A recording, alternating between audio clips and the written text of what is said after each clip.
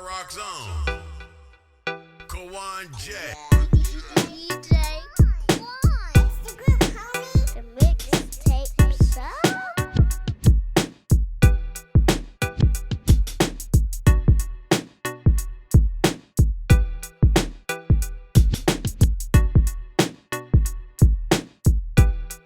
The mixtape show. All right, see, you're already getting started early. You know what I'm saying, ladies and gentlemen. I've been up since 2:30 in the morning, bro. Oh, I go to man. work at 3:30, get off at noon. Yeah. But I got me a puppy yesterday, so I left work a little bit early. I've been trying to get this, house broken and shit. Absolutely. That voice that you hear, he goes by the name of Doomdawiz, checking in on the mixtape show. Play his music all the time. He just dropped a new project that's really dope that we're gonna talk about, and that's gonna be titled Blunts, Bass, and Beats. We're gonna get into that. We're gonna get into this brother's legacy we were talking about a little bit off air. And first and foremost, my brother, Doomdawiz, man, finally, welcome to the mixtape show, bro. I appreciate you having me. Thanks for having me, man. I appreciate you throwing me on here and give me some love. Absolutely, man. We're here to talk about the project. We're gonna talk about that in a little bit. But real quick, man, just kind of give everybody a quick background, brother. Born and raised, and when you start doing this, man, when you started contributing to the culture, and when did it bite you? What's the thing that you remember that made you say, I always contributed to the culture in some form of way. You know what I mean? If it was my first thing was graffiti. Mm-hmm. That's what before doing music, that's what I was known for. I would, murals, airbrush, and all that. Then I slowed up on that, and I went into DJing. I did DJing for almost 30 years. And then in 2001, I got hooked to the bug. But let me take you back. I'm from Holyoke, Massachusetts. I was born there, but I lived in Springfield, Massachusetts, majority of my life. All right. Now I reside in California, Sacramento, California. There you go. So as far as getting into the hip hop scene, I always, the first time I ever heard a rap record was in 79 or 80, I believe. And it was Christmas Rap by Curtis Blow. Mm-hmm. Then I heard Rapper's Delight. My aunt had these records. They wasn't really big on the hip hop scene as far as my family, because we grew up in the Motown era and soul and all that. And so then my sister brought home Run DMC's first album. Blew my mind. And I've been hip hop ever since. Breakdancing and doing stuff like that, and it just got me hooked. Yeah. But it's funny because I have to praise. I've been locked up in my life. You know what I'm saying? I made some stupid choices, and I got out of juvie, and my mother moved from Holyoke to Springfield, and I met this brother named Jerron. Yeah. Everybody knows him as Ja Rajin. Yeah. And I told him one day I need a haircut, and he took me over to these brothers' house, this brother D, and they had the whole setup, turntables, microphones, little beat machine. And I was like, yo, what's this? And they was practicing, D was cutting and practicing.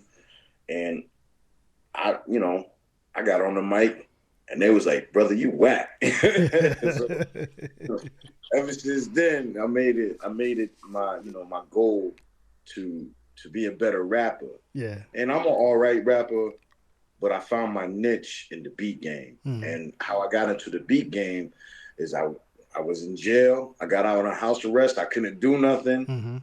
So I went out and bought me a little program, and the rest is history. Yeah. I started making beats, taking it seriously in 2001. I made beats before, but I can't say if they wasn't good. And I wasn't even when I thought I was good, I wasn't good. Yeah. You know what I'm saying? Yeah. I wasn't good until I met Grand Daddy I.U. Yeah. Yeah.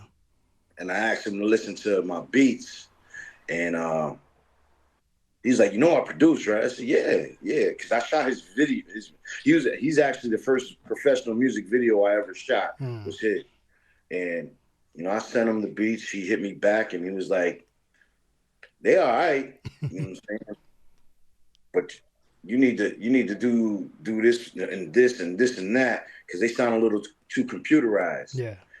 So I changed up. That was in 2015. I changed up how I made beats, and he mentored me all the way up till he died. You know what I mean? And it just getting into the form of music it was just crazy how I used to listen to this brother, listen to his records and see him on music videos, and then I started working with all these legends just off the tris of the words he said to me, and I worked with cats before, legends before that, but my name didn't start ringing until I changed my whole style of beat making. Yeah. There you go. She's bugging already. New puppy right there. Yeah. Yeah. I know Granddaddy I.U too, man, and R.I.P to the legend, man. He's I'm really good friends with my man John Jiggs. I know he same thing. Same thing. I hear the same thing, you know what I'm saying? And it's dope when you hear the same story from different people about one person, you know what I'm saying? And how genuine Granddaddy I.U was to them and how he mentored you guys and kind of just showed you the way, man. And it's, we don't have that much going on now, you know what I'm saying, in this game where everybody's about self. So it's always dope when you run into somebody who's selfless instead of selfish, you know what I mean? It's crazy. IU introduced me to Jiggs. I shot his music video called The Message. And then I got him, me and Jiggs were like, we brothers too, you know what I'm saying? Him and his whole Monopoly family. I got all of them on at least one of my albums. Yeah. You know what I mean? Yeah. But yeah, IU was that brother, man. You know what I'm saying? And a lot of people be like, well, yeah, he's a one-hit wonder. Nah, man, you don't understand how much he produced. And he produced for Mobb Deep. He produced for KRS One. You know, a lot of people don't know that he produced for Helter Skelter. You know, and they don't know that. And his last album that he dropped before he passed was called The Essence, and he don't rhyme on it at all. Yeah, he just produced the whole album. Yeah, you know, just to show people his beat making skills. And to this day, when I make a beat, I use there. You know, whatever he told me. You know, he used to tell me, "Man, it's all right, but where's that swing at?" Yeah, a beat don't got no swing. Yeah. So every time I make a beat, you know, if you listen to my beats, it has some type of swing in there, whether it's a hi-hats or how I play the drums, because drums are very important to me. I make my drums first and then I get my sample. Yeah. You know? Yeah. I make my thing is I make the sample dance to the drums. You know? Yeah. But put the drums on the forefront, right? Yep. Always. See, you kind of answering some of my questions I was going to ask you. What's some of the things that from his legacy that you're going to bring with you forever? The thing that you always going to think about first when you do anything in this industry now. Like what's the teachings and the jewels that he dropped to you that you're going to have up front? One of the main things is I'm always gonna rep IU, you know what I'm saying? For whatever he's blessed me in so many ways. And when it comes to the beats, I always think of what will IU think of it, because I never, like the whole album Blunt Space and Beats, I sent him almost every song to get his okay before I even dropped that shit. You know what I'm saying? Yeah. It was no questions asked. Even with my beats, I would be like, "What you think?" And, you know, I know if he really liked it, because we text a lot and we talked on the phone, but we text more. Yeah. And he was like, if he really liked it, he would call me. He'd be like, "Yo, put that aside. That's mine." Right there, you know? So it got to the point where it gets to the point where when I make my beats, I have him in mind always. I always try to impress him. There's only a few cats I try to impress. That's IU, my brother Nez, and actually Ja, and all the other cats that Ja introduced me to, because those are the cats I grew up with, and they knew me before, you know, I was dope. And even some of the shit I make now is not dope. You know what I mean? Other people might think it's dope, but me, I know where my level is, and I know I'm like, yeah, that's all right, but it's not rocking like I want it to rock, you Yeah, know? yeah. And I got so many beats like that compared to how many dope ones I make, you know? Yeah. So, how many yeah. how many tracks did you, when you put this project together, how many tracks did you have set to the side specifically for this? Did you record a whole bunch and then just narrow it down from there, or were you just kind of going with the flow? I recorded a whole bunch and then I narrowed it down. Um, and even I think I have like 15 or 16 tracks on it, and people were like, "Oh, nowadays that's too much." Mm-hmm. I'm not making music for nowadays. I'm Mm-hmm. making music for my era. You Mm-hmm. know what I'm saying? Mm-hmm. Mm-hmm. When there was like 20 tracks on the album, Yeah. where I got the CD and I opened up the cover and I read the credits to see who did what, so Yeah. I can know. Yeah. You know, ain't none of that no more. The internet done took that away. Absolutely, absolutely, yeah, yeah. See, we the opposite. We kind of like, this ain't enough, you know what I'm saying? And we always say that Illmatic ruined that for us, right? Because it was just 10 tracks, and everybody's like, "What the rest of it?" You know what I'm saying? So But everybody's a lot of people don't know Illmatic was really old rhymes mm-hmm, over new beats. mm-hmm, mm-hmm. And what made Illmatic special is nobody rhymed like Nas, and I think like Premier, Q-Tip, Large Crow, Mm-hmm. they gave some lovely beats. Mm-hmm. Mm-hmm. But it's like I'm gonna give what I want to give. Yeah. It doesn't matter what it is. You know what I mean? Yeah. It doesn't matter if it's gonna be 5 tracks, 6 tracks.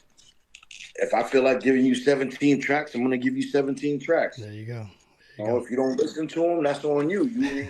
You ain't. You know what I'm saying? You missing out. Absolutely, absolutely, man. I'm the same way, brother. I don't, whatever the heart feel, whatever your heart goes and your soul goes, just roll with it, man. You let everybody catch up to you. You know what I'm saying? You got to catch up to them.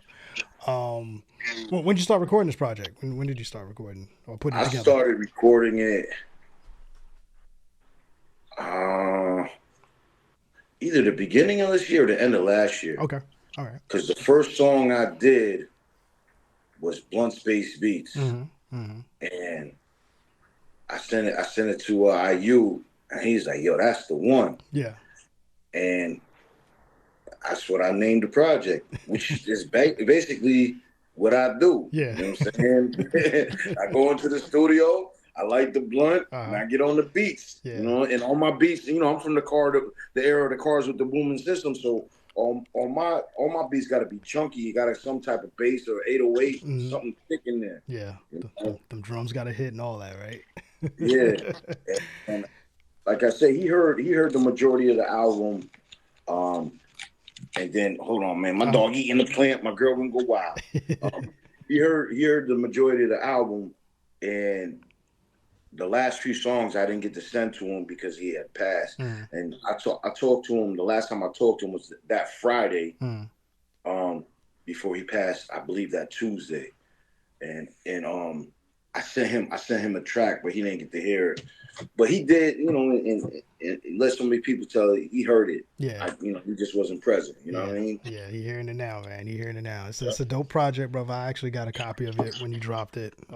Thank you. And I love the rollout, man. I'm a big fan of supporting the art. You know what I'm saying? Streaming is cool because it's easy access to get the stuff. But I'm a big fan of purchasing the music, supporting the artists. And I like your rollout of putting it up on your own website and stuff like that. And it's kind of that old school feel to it. It's kind of like you got to come to me to get this. So I'm the marketing, I'm the record label kind of feel to it. What has that always been kind of like your rollouts when you do your music in this current climate of music, or is that something new that you did where you just kind of did it? It was something new. This is the first time I put it out on CD. Okay. You know what I mean?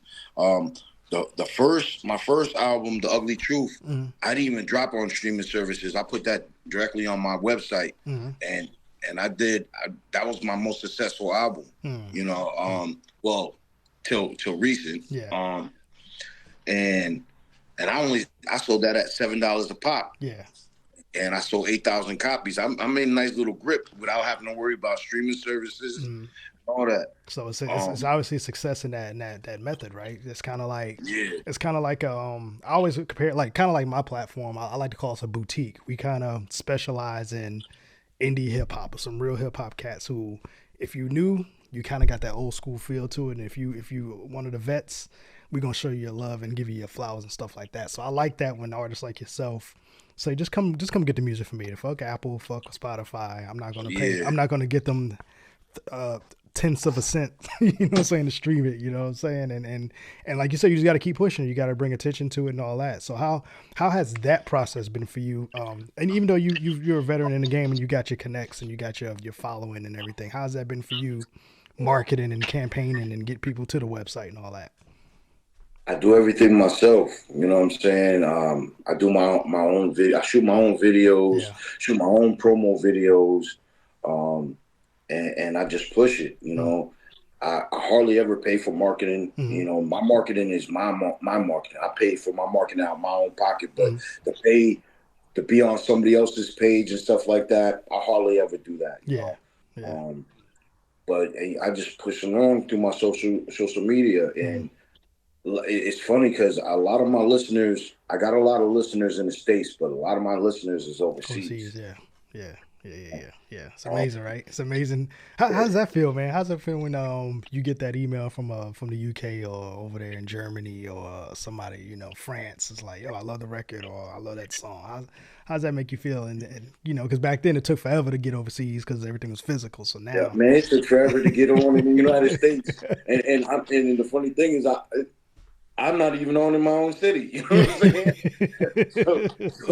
so it's like for me to like when I be checking my streamings and where it gets streamed at and all that, it always be one town that I never even heard of, or a country that is within it's something I never heard of, and I'm like, damn, they listen to my music over there. You know what I'm saying? I got just in that one city alone, I got 200 streams. That shit, even though it's not much to me, that's amazing. You know what I'm saying? Because Cats in the Hood wasn't buying my music. You know what I'm saying? Even local rappers, only a few of them rock with me. You know, so it just got to a point where when I started looking at stuff and seeing that I was touching people, I don't have to do it on my city, even though I love my city.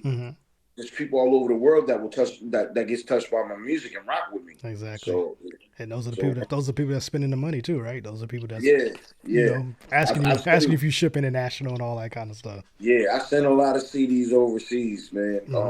Which is, you know, to me is another this unbelievable feat because, you know, 2001.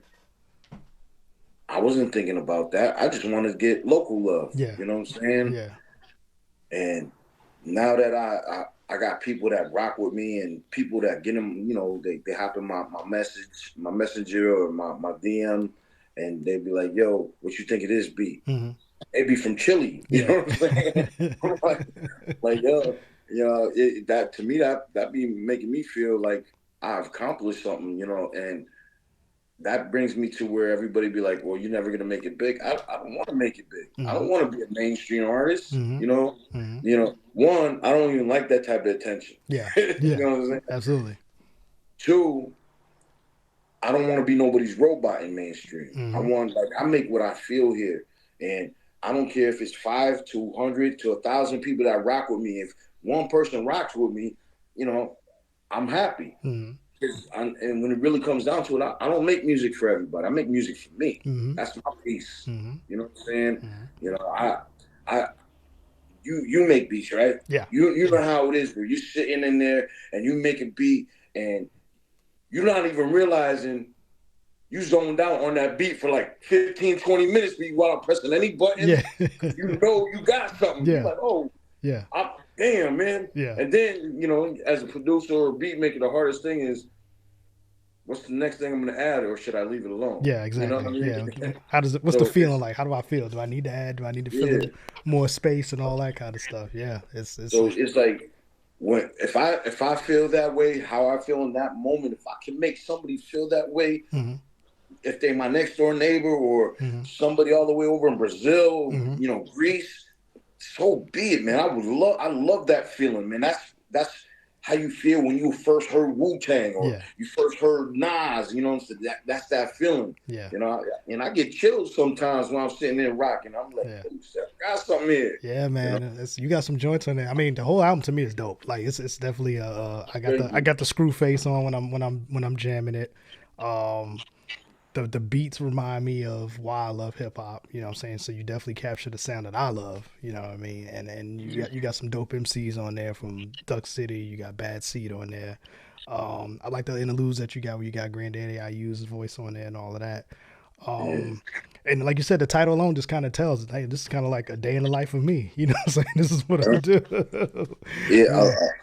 a lot of those songs on there, um, I put on there because they reflect me in some sort of way. Like Little Nigga is I like that one. Yeah. that my whole verse is truth. Yeah. You know what I'm saying? Just like in the Cuts verse is truth, and Mm. and Josh verse is truth. You know, even if you know how rappers, we elaborate on shit, we Mm. go, but anytime you hear me rhyme, there's piece of truth in some of my rhymes, unless it's the whole truth. Yeah. You know what I'm saying? Yeah. You know, I, when I went into this project, I knew after listening to some of the joints, I knew that I had something special. Mm. And I knew it was gonna be my biggest album to date. Mm. And it is. It got some of my biggest songs on there, and I had to do a lot because I dropped Holyfield last year, Yeah. and Holyfield did all right numbers, but this already surpassed Holyfield, and it surpassed the Funky Dope Producer, and it surpassed the Ugly Truth. Yeah. So like, and I know what I got coming out in the future. Mhm. It's just Yeah. because I really dug into the music. Yeah. You know what I mean? Yeah. Cut gave me a heads up about that. He said, "Yo, we got some joints." You know what I'm saying? with the homie, Yeah. man. And it just shows too, I'm man. I'm in the middle of mastering that joint right now. you do mixing and mastering too, right? So you really are Yeah, a I do it all, one man man. operation. I went to college and triple majored audio engineering, multimedia, and film. You Yeah. know, So you do it I was all. tired of being like 30 years old and like, damn, y'all, I can't just be smoking and making beats all the time. I want to be able to do something. And Yeah. I mean, the best decision I ever made in my life, man, Yeah, is yeah, go to yeah, college. absolutely, man. And I know you got another Hall of Fame career too during the daytime. And we don't have to give out too much information, but I know John told me you got some awards in that too with the camera too, man. So Yeah, it's I work now. I said, man, I work for the news. You know what yeah, I'm saying? ABC 10 out in Sacramento, but I worked in Springfield at both news stations there. I worked in Boston, mhm. and you know, I won a couple awards, and you know, Emmy. You know, Yeah, nice, congrats. but I also like because I shoot a lot of videos. How I actually broke into the music industry and started rocking with the legends is I was shooting their music first, Yeah, music videos first, yeah, and in between scenes and breakdowns, I would play my beats. yeah. And they be Marketing, like, "Yo, right? That's that who's this?" I'd marketing. be That's like, that "Yo, it's me." marketing. You know what I'm saying? So they started rocking with me. Mikey D, Mikey D. the Salute. Queens freestyle legend, Yeah, was the first one to ever rap over one of my beats, and it's called a song called "A Nigga Does It For Me," mm. and that kind of broke the mold for me to get my following now. hmm And then Facebook and the social media world decided to come up with going live. Yeah, yeah, So I started going live, making my beats, and that with me shooting videos and getting Mikey D on it, and I.U mentoring me, that kind of changed everything for me. mm. And I was like, and I actually started making money. Yeah. So I was like, okay, people really can do something. You know what I Yeah, mean? yeah. That's So dope, man. and I really took it seriously. It took it so seriously. I took a 5-year hiatus from doing the news Mm. because I've been doing the news for 16 years, but I took 5 years right after my mom died. You know, my mom inspired me a lot because she went back to college to get her master's, hmm and she was 50, 58, 59, Nice, and she nice. stayed in the dorm, all that. Yeah. I was like, okay, all right, mom. No So excuse, when right? she, No excuse for me, right? yeah, so when she did that, and then after she passed, I wanted to follow my dream, Mm. and I went hard. That's all I did. I was making money off of music videos, going to New York back and forth all the time with my brother Nez, Mm. and it paid off.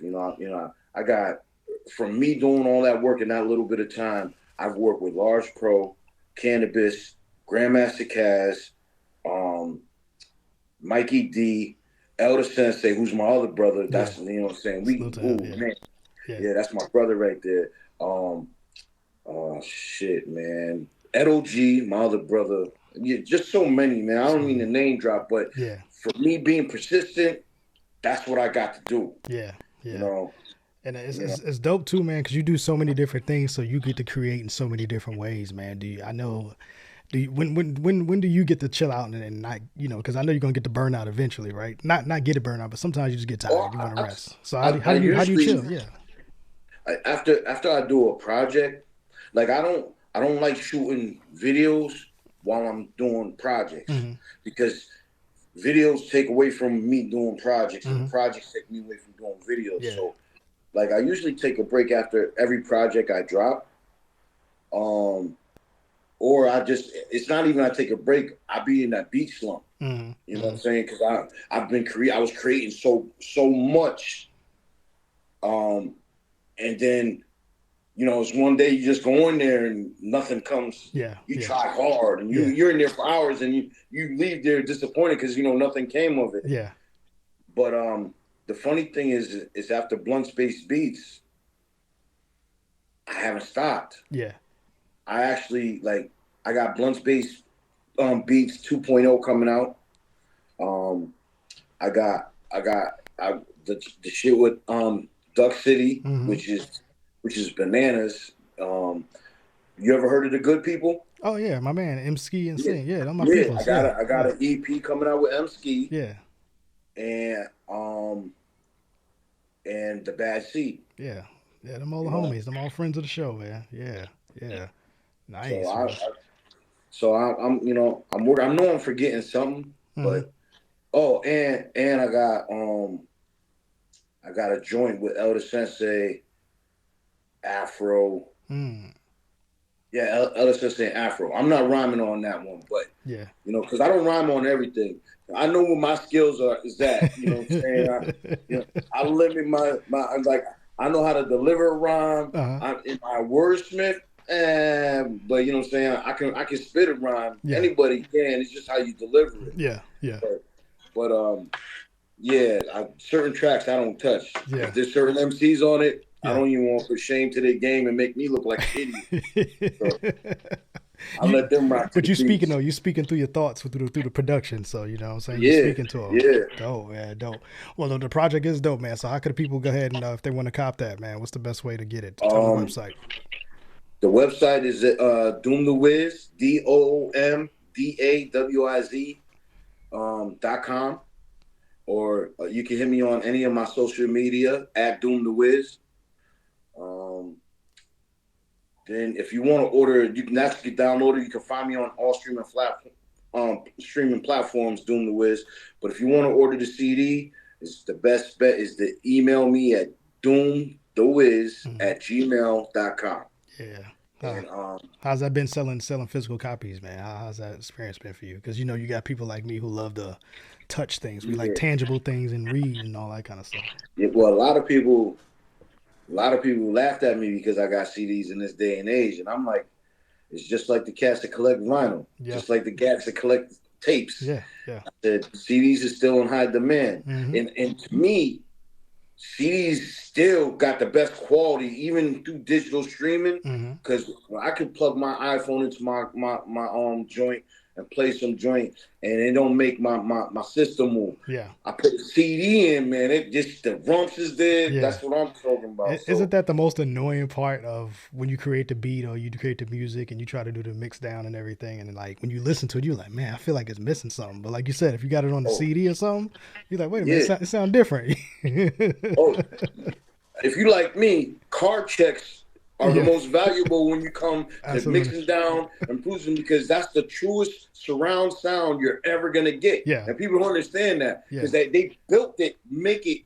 surround sound. You know, and there's only there's certain cars I stay away from. Yeah. But because this shit is trash. Yeah. But my favorite car to listen to something in was a Cutlass Sierra. Yeah. Yeah. Their factory system was right. Yeah. But you know, I got a, I didn't step my game up, got a little Infinity, so I know my shit sounds good. It came with the Bose Bose Oh yeah. system. Oh, So you yeah, good I'm money. like, Yeah, you good money with that yeah, Bose.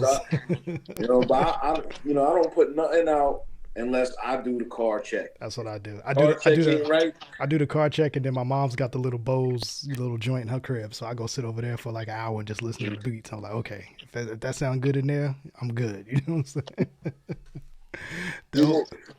People tell me headphones, but headphones is tricky. Excuse me. Blunt Space Beats. There you go. Headphones is tricky because if you got bassy headphones, it's still gonna sound like your mix down is perfect. Yeah. Then you go to play it for somebody and you be like, damn, son. Yeah.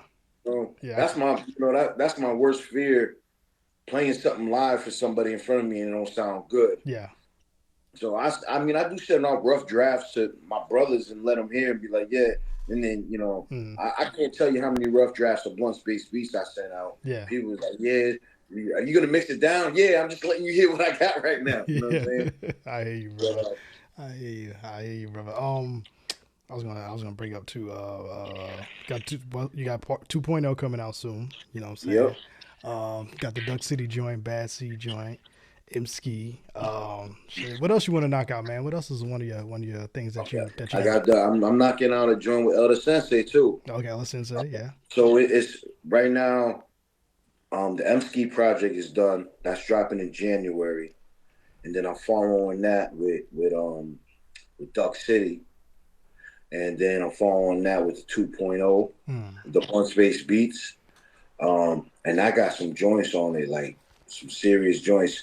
I got some treats on there because it's the reason why I call it 2.0 because I did some remixes to a couple of songs. I had a copyright issue with my biggest song, and I had to take it down. And I did a remix that I didn't want to do. My brother Nez was like, yo, just do the remix for it. That's your biggest song. Yeah. I did the remix for it. Now that's my biggest song ever. Then I let this is the second time I let somebody else produce on my album besides me, because I didn't make every beat on my album. Ed O.G. made the Trues beat, the original one. Okay. And, because I sent him some beats and he sent me back, yo, use this. I was like, what? And it was just the beat and the verse, so I had to come up with the rest of it. Yeah. I did the hook. I got the people coming up with the. I got my man Mike Colossal doing the scratching on it. So I did a remix to that one too, and I'm gonna put those on that album as well, the 2.0. All right. But I also got the Bad Seed joint. But that's gonna be like the last one I drop out once we get, because now all the songs are done on that. Nice. I know I'm missing one. Yeah. But it'll come to you. It'll come. Yeah. So as a producer, I like to ask this too, man, because I'm a gearhead. So man, what's as a producer, what's your weapon of choice, man? What's your tool that you use the most? Right now, I got the Akai MPD 226, and I also got the Kai piano. I want to say it's 288, and I use Logic as my DAW. Yeah. But I still dig. But now that people be like, "Oh, you internet surfing," I do that too. Yeah. You know what I'm saying? Because I can't get everything on wax. But plus with the internet, shit you hear in commercials and shit you hear over here that don't come out on wax. Just playing commercials, I'd be like, yo, I need that right there. Yeah. That little sound is crazy, Plus, it's a lot of joints that got digitals that didn't, like you said, didn't get put on wax, but it's digital now and you can go find it. But it still sounds like it's back, like it's vinyl on there too. So don't knock it, man. The thing that people forget about hip hop that a lot of purists say there's like, oh, you doing that, technology, but I don't do y'all realize that when hip hop started and all that, we was using the best technology at that time then, you know what I'm saying? So let's just continue that tradition. Just use the best technology at the time, just be creative with it, you know what I'm saying? Man, listen, I don't get none of that shit, none of the arguments, who the top five, what you use, you know what I'm saying? The new kids doing what they doing, just like we did what we did. Do I rock with it? No. Yeah. Do I knock them? No. That's that's their thing. I'm gonna stay in my lane. I'm gonna make music that I like, and you know what I'm saying? Because people don't understand the hip hop underground market is bananas. Yeah. Yeah. Oh yeah. You know what I'm saying? Yeah. Cats is touring. Cats is going overseas. Cats is making moves in the States. Cats is getting their streams. You know, because you can be, unless you streaming 100 million copies, you ain't getting no bread. I'm gonna keep one say. You know, I got on one song, I want to say 5,000 streams. I got like $15. It don't add up, right? You like that just don't add up, man. What is up with that? You know, so and if you want to make some money off your streams, you gotta have the 100,000. That's why, you know, Cass is getting creative, putting their shit out. Jay-Z album that one time he put on the Samsung, so he was platinum before he even left. You know, it's just business. Yeah. The internet is not going to give you your bread unless you have your own website and there's no middleman. Exactly. You know, and I do. I offer my album on my website to buy it, and I offer the CD, and you can download it right there, and I get all the money. Yeah. You know what I'm saying? It's just like but Apple. I know other streaming services people are like diehards of. Yeah. Like my top streaming service for me is Spotify. Then my second is Apple. Yeah. You know, all the other ones I'm like people listen to me, but I don't stream like I stream on those two. So it's just how it is. And I'm not complaining. I'm just happy. I'm just happy Cass is rocking with me and listening to my music. Absolutely. I always say if you got your own setup, you promote that the most, and you know you make it available for everybody, but you just promote yours the most, and they'll find you one way or another. They're gonna find you. And even I've even seen people do stuff because I was gonna do this is just put some bonus cuts on the website, but put something else on the streams. You know what I'm saying? Just do 10 cuts on the streams, but put like 13 on the website. You get the bonus only. You know that type of stuff. Or just you don't even have to put an album. Just drop singles. Keep dropping. You know what I'm saying? Just keep dropping because even though I've dropped my album, since then I dropped 3 extra songs that I just felt like dropping, you know. And then I dropped Bang, which is gonna be off the 2.0. That's the last one I dropped. But other than that, I'll just be rocking with the beast, man. If you're gonna rock with me, rock with me. I rock with you, you know what I'm saying? Yeah. If I like your shit, you know, not everybody's gonna like my shit. And I understand that. Yeah. But you know, we're not for everybody. We ain't for everybody, man. No. Well, brother, I want to welcome you to the Mixtape Show family, man. You are officially Boom Bap alumni. You know what I mean? So, we're going to keep playing the records on the show and everything. And whenever that new project drops, man, come back and let's talk about it again, brother. And we'll chop it up some more, man. All right, brother. Appreciate you. Anybody want to shout out before you get out of here? Oh, man. I want to shout out my brother, Cool DJ Nez. You know, forever, Grand Daddy I.U, my brother Mikey D, Elder Sensei, you know, the Stronghold Posse, all them cats, my man Ja, Rajin, but I know him as Ja, you know what I'm saying? That's my brother. And my girl, man, because she supports me a lot too, yo. Absolutely. You know what I'm saying? Yeah. She don't ever bother me about my music, which can be a problem in relationships. Yeah. She lets me do what I want to do and she supports me 100, you know. Yeah, they may just roll their eyes behind your back, but you know they love you. Yes.